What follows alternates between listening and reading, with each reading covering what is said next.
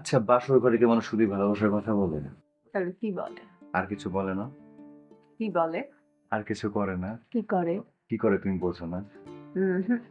দেখাবো? না, আগে হুম? তুমি আমার ভাইয়ের সামনে খুব সুন্দর করে অভিনয়টা চালাও। যদি অভিনয়টা ঠিকঠাক করে না করো, তাহলে তোমার কপালে আর আমার কপালে শনি আছে। সেটা না হয় কালকে করব। হুম। আজকে যেটা কাজ সেটা করি। কি? কি?